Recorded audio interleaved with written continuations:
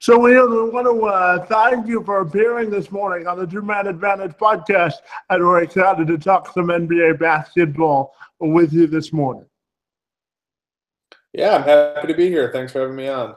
So when we look at what happened this week, obviously Tuesday was the big trade with Kyrie Irving and Isaiah Thomas. Irving got his wish and is out of Cleveland and sort of out of LeBron's shadow. So I'm just wondering your thoughts on how that whole thing went down and how you think it'll change the landscape of the league. It's always kind of a little bit of a bummer when you see, two players who sort of fit well together on the court and seem to have good camaraderie. It seemed like Kyrie and LeBron really got along, and it was fun watching that team play the past couple of years. So it's always sort of a bummer to find out, things weren't as rosy behind the scenes. Somebody was unhappy, somebody felt unappreciated, to sort of see a relationship deteriorate like that. But from a basketball standpoint, I thought, both teams did pretty well. I thought it was a great trade for the Cavs. Let them stay competitive for this year, which is really important for them. Should keep them at the top of the Eastern Conference. Isaiah, assuming he's healthy and his hip's okay, he should be able to give them, most of what Kyrie Irving did and maybe be a little bit more efficient off the ball or a little more comfortable off the ball than Kyrie was. And then getting, Jae Crowder improves their defense, strengthens their wing rotation, keeps them in good shape this year. And then getting those assets for the future, the Nets pick and Ante Zizic, he could be a good player for them in a couple of years. And, the pick either lets them get a top talent in the draft this year, or, they could potentially flip it later in the season for somebody to help them chase a ring now. So yeah, it was a good trade for them. And, the Celtics, they gave up a lot for Kyrie, but they've got a young core solidified now. They've got a couple star players that they feel really good about, and so this was kind of what they've been building towards too. And when we look at Irving wanting to get out of the shadow of LeBron, do you think he can step up to the plate and lead a team to a championship level? I think if Boston becomes a sort of a real championship contender, I don't think it's as much going to be about Kyrie. Thomas was fantastic for them last year. I think it'd be fair to say that, Isaiah was sort of much more effective than Kyrie was last year. Even though their skill sets are sort of similar in a vacuum, Thomas shouldered a much larger load for the Celtics than Kyrie did for the Cavs, and he was much more efficient doing it. So I think the best case scenario for the Celtics is that Kyrie just sort of steps into Isaiah's role and sort of, assumes what he did and is able to replicate it to some degree. So, if the Celtics are going to step forward and really become a championship contender, because I don't think they really were last year, it's going to be about the addition of Gordon Hayward, how he makes them better, being a supplementary ball handler, helping make their offense not so stagnant, when Kyrie's sort of the only shot creator like Thomas was last year. Defense stay consistent, without Avery Bradley, losing Jae Crowder, can they sort of hold up at that end of the floor? And so, a lot of it might come down to young guys like, can Terry Rozier take another step forward? Can Marcus Smart offer something on offense? Can Jaylen Brown, really be a solid rotation player? So, yeah, I think when we talk about the Celtics as a championship level team, I think raises their ceiling necessarily as much as some of the other pieces did this year, and the development of those younger guys. Kyrie obviously sort of keeps them in a solid position, and being younger than Thomas and probably a better financial value on his next contract, he kind of preserves their trajectory towards the top. But I don't think he's the difference in them being a championship team or not. And what do you think about the impact of the trade when it comes to LeBron's future in Cleveland? Yeah, it's hard to say.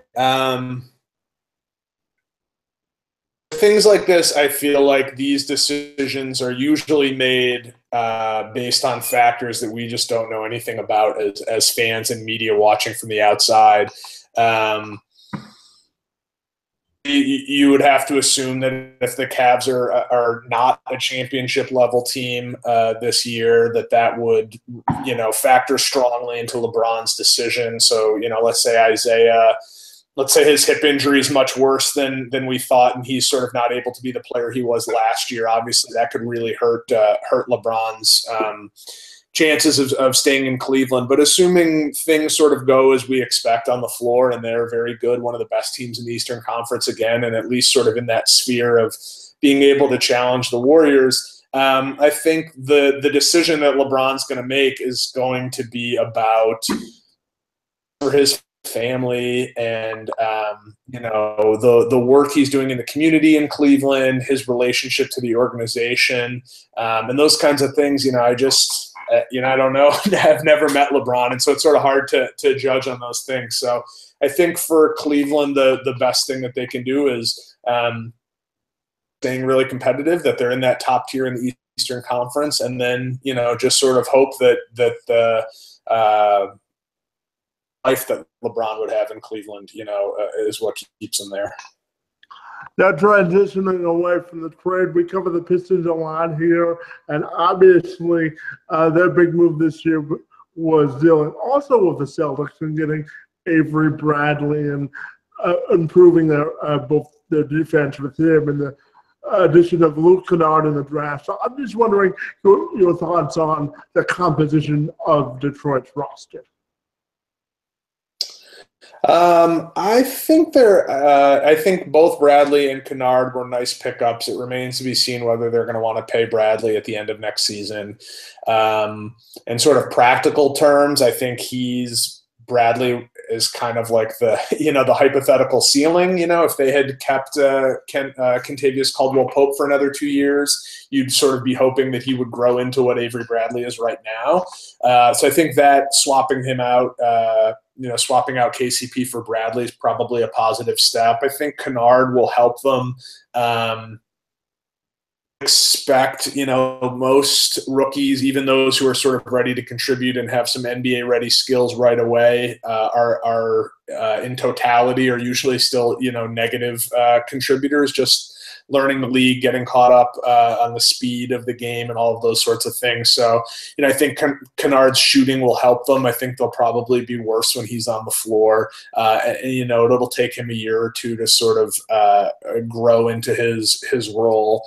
So he's a nice piece for the future, but I don't think he's necessarily going to help their bottom line a ton this year. So I think they're kind of in the same place they were last year.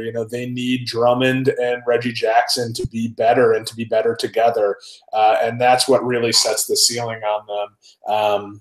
And if those two guys sort of play like they did last year, I think they're going to need to explore trading one or both, because the way the roster is constructed right now, unless Tobias Harris takes some sort of enormous leap forward, or Henry Ellinson's really able to come in and make a big impact this year, or Stanley Johnson takes a leap, I think they're about where they were last year. Where the best case scenario is they're maybe fighting for a 7 or 8 seed in the Eastern Conference playoffs, and with the money that they have invested, they're going to want to be much better than that. I don't think they'll be satisfied with those kinds of results. Do you think they are a playoff team this year? I think they're certainly in that mix. It's hard to tell. There's a few teams, people are talking about Philadelphia like a playoff team. I think that obviously they're going to be really exciting. I think they're going to be much better. Having Fultz, Simmons, and Embiid on the floor together is going to be huge for them. But again, rookies are often – even those who put up good counting stats, there's very few rookies who sort of overall have a positive impact. It takes a while to figure things out. And even if you're scoring, great defense, all of those sort of little things that help sort of hold a team together. So I think it's certainly possible that the 76ers are a playoff team, but they might not be as well. I'm not sure how much better they are.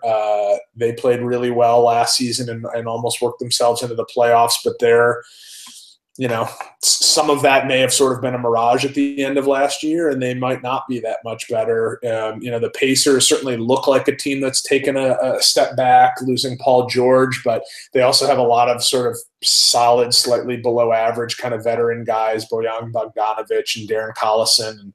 So it wouldn't surprise me if they were sort of in that mix, 7 to 10 in the East. Orlando, maybe they take a step forward. So I think the Pistons, probably have a better chance than not of making the playoffs. But, I think there's a lot of different ways that mid-tier in the East could sort of sort themselves out. And it also wouldn't surprise me to see Detroit on the outside, especially if they get into the middle of the year and they're looks like the ceiling on this team is fighting for a 7 or 8 seed and a deal materializes for Jackson or Drummond. It wouldn't surprise me to see them pull the trigger on a trade and, potentially as they, move those guys maybe for some younger players or something like that. And when we look at the whole totality of the league, what are 3 or 4 headlines that you think shaped the conversation for this offseason that you're most looking forward to playing out next year? I think it seemed like there was so much movement this year, so many big star players moving. It's going to be really interesting to watch those guys sort of adjust and settle into their new homes. Watching Paul George and Russell Westbrook try and figure out how they're going to share the ball on offense. Same thing in Houston, watching Harden and Chris Paul sort of work that out. Paul Millsap and Nikola Jokic, watching the Timberwolves try and sort out their offense with Jimmy Butler and Andrew Wiggins, who kind of do a lot of the same things and maybe not having a ton of spacing on the floor there. So that's one that I think is going to be really interesting, and it'll sort of be like right from the get-go, we will be able to sort of watch these guys try and settle into their new roles, watch these teams adjust to these big new additions. The dominant storyline of the summer, or the one that was sort of underpinning everything, was the shadow of the Warriors and how that's changing, how teams go about their business, what kind of trades they make, what kind of money they're willing to commit to free agents of different ages and skill levels. And so see that right from the get-go too, which teams are willing to make those kinds of short-term in-season moves to try and give themselves a shot at beating the Warriors, and who is kind of folding and kicking the can down the road a little bit to maybe try and wait until this Warriors core dissolves a little bit. We talked a little bit about the Sixers before, but I'm just really excited to see those 3 guys on the floor together, Embiid and Simmons and Fultz. And on paper, they look like such an interesting pairing. Embiid is so unique as a center. Simmons is such a unique, sort of playmaking power forward, or you want to call him a point guard or whatever. And Fultz is really unique as a point guard too. A great on-ball creator, but also has great size and a really nice outside jump shot, and could conceivably play off the ball quite a bit, which he'll probably have to do with Simmons handling the ball and with how Embiid's offensive usage is. So, yeah, the 76ers are another team I'm really excited to watch right at the beginning of the year. And just an offbeat question for you that I was interested to get your perspective on. Obviously, with the tensions in America, politics now, the NBA has sort of been the league that's been the most outspoken on how things have sort of transpired in that regard. When you looked at Kevin Durant's comments about going to the White House and LeBron James calling him the pretend president and that sort of a thing. So I'm just wondering your thoughts on the current state of politics and how it's affected the NBA. I think it ties into a few different things. It seems like over the past decade or so, we've watched players feel like they have more autonomy over their careers. I don't know how much of it is just sort of a media narrative and how much of it is reality. But it seems like players are recognizing the control and the leverage that they have a little bit more, and are using it to direct their careers a little bit more. And I think over the past couple of years, you've seen players move away from that Michael Jordan model. I don't remember exactly what the famous quote is, but it's like, Republicans buy sneakers too, or whatever he said. He made a point of not trying to be controversial because his, he was protecting his brand. And it seems like players are more willing to sort of put themselves out there and speak for their views, and not necessarily worry about, PR repercussions or things like that. And I think it makes for a stronger league. Obviously, I remember probably a significant segment of fans who would rather not hear their favorite athletes speaking out on political issues. But I think it's healthier for the players. I think it's healthier for the league to have that be a part of their responsibility in what they're doing. And I think ultimately it makes, for a healthier country, the more people are comfortable speaking up about their political views and having these conversations wherever it is, in the arena, in the bar, in the living room, whatever. I think we all benefit the more we're talking about these things. And back on the court, one of the things that hasn't resolved itself is the future of Carmelo Anthony. So I'm just wondering how you think that situation will play out. My guess is he's on the Knicks roster to start the year, and they're going to kind of see how it goes. I don't think they have a lot of choices right now. I think they're past the point where they feel like they just need to shed him to get rid of him. I don't think there's a ton to be gained by just sort of removing him by the roster and counting on addition by subtraction. And there's just not a lot of deals out there that really help the Knicks. So I think they roll with him into the season. They see how it goes. I think potentially, he could be really useful, obviously, for Porzingis and for some of their young guys to have him on the roster, have him take some of the scoring load off of them. They'll be watching for deals as we get closer to the trade deadline. And I think that's probably where the resolution for this comes, is that, as we get into the season, the pressure is going to be on somebody else to acquire him. And so somebody else is, some other team, whether it's the Rockets or the Cavs or whoever, is going to feel like they need to make a move, and they're going to be willing to offer something, to sort of sweeten the pot for the Knicks that they, are not willing to offer right now. And so, I think that's where the resolution comes. Obviously, it sounds like all the buzz is Houston. Seems like Cleveland would be a possibility too. I'm not really sure where else would make sense, but. And which rookies are you most looking forward to watching this year?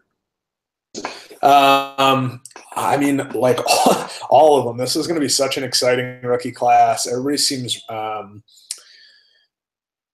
really high talent level, but a lot of really sort of unique players, people who sort of don't fit traditional archetypes. Lonzo Ball is an interesting one. Seeing him play in LA separate from all the, whatever the hullabaloo about, his father and their brand and all that stuff, but just seeing him on the court, he's a really unique player. He often sort of gets pegged as this big point guard sort of in the traditional mold, like Jason Kidd or something like that. And I think he's really not that guy, great in transition, great passer, but doesn't have a lot of shake in the half court. He's going to have a hard time creating separation. And so there's sort of this possibility where he ends up maybe being a little more productive off the ball, spacing the floor, cutting, moving the ball on offense. Watching how he fits in is going to be really interesting. Josh Jackson in Phoenix, they have a lot of really interesting parts there too. Hopefully Dragan Bender's healthy and can get on the floor. The two of them together potentially as a forward rotation is really, really interesting. Fultz in Philadelphia, Dennis Smith in Dallas looks like he's going to be fantastic. And seems like they have sort of enough parts there where if he is as good as advertised, maybe they're kind of in the mix and fighting for a playoff spot. And if that shakes out that way, they're going to be really fun to watch. That's certainly going to help his case for Rookie of the Year. So there's guys all up and down who I think are going to be fascinating to watch. And my final question for you has to do with who do you think has the most to prove in terms of players or teams?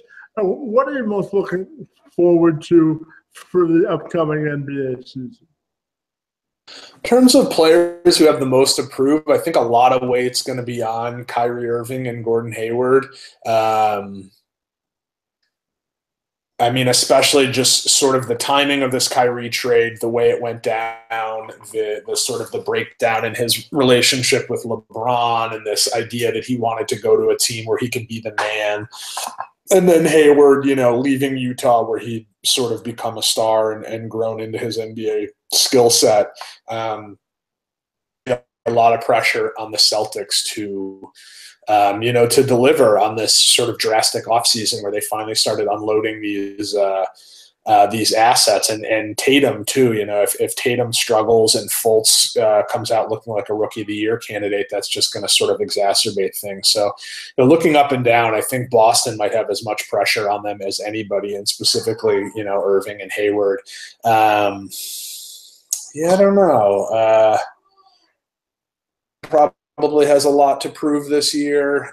He got that enormous contract. He's been injured the past couple of years. They've kind of struggled in big moments. He's sort of got to prove that he can be that top 10 guy again.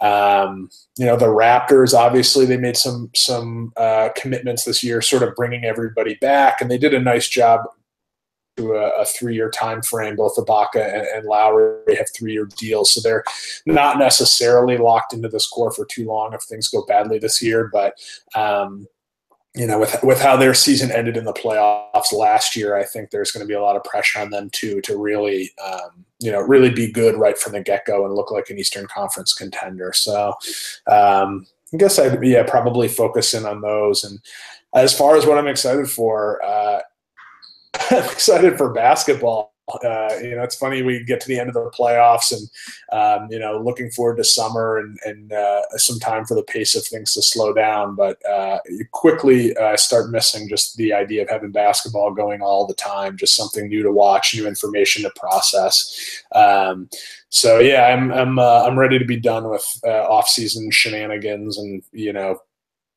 things on social media and ready to start having some games to watch again, some tape to break down.